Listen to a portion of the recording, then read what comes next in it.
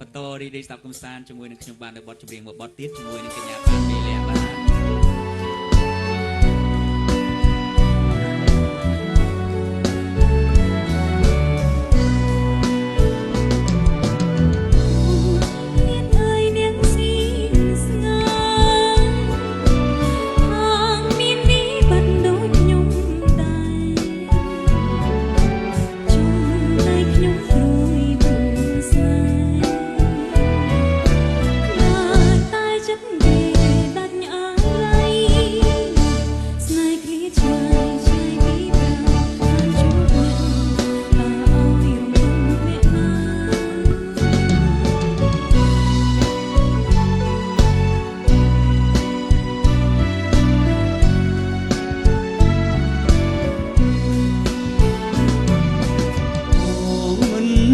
ភ្លេចអូនទេ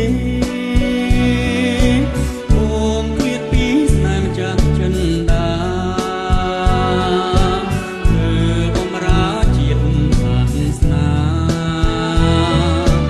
សូមតាំងចិនដាណាពិសេសកុំព្រួយអ្វីប្តីមកវិញមកមិនខានវល់យ៉ានចាំទទួលបង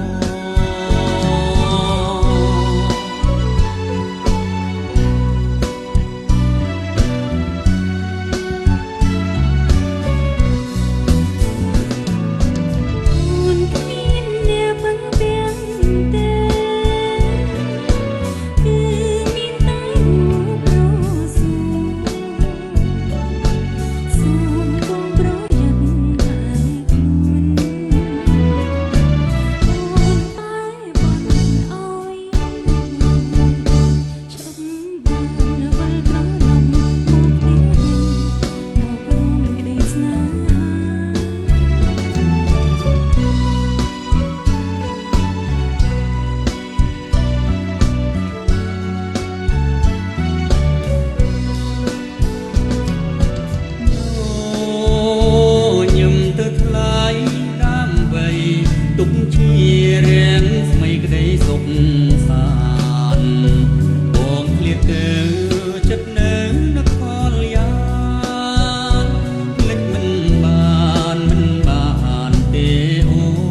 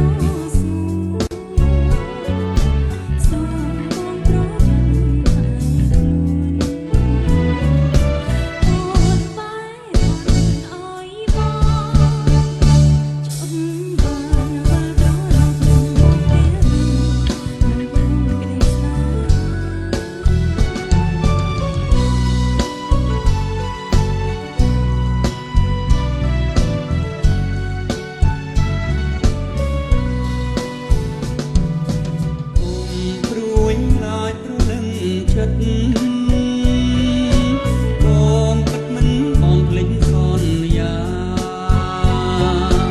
បងសូមស្បត់សច្ចាសូមឲ្យលោកអាចធ្វើសាងសីថាស្នេហ៍ភានក្តីតែស្រីស្រមលោកអស់សងថា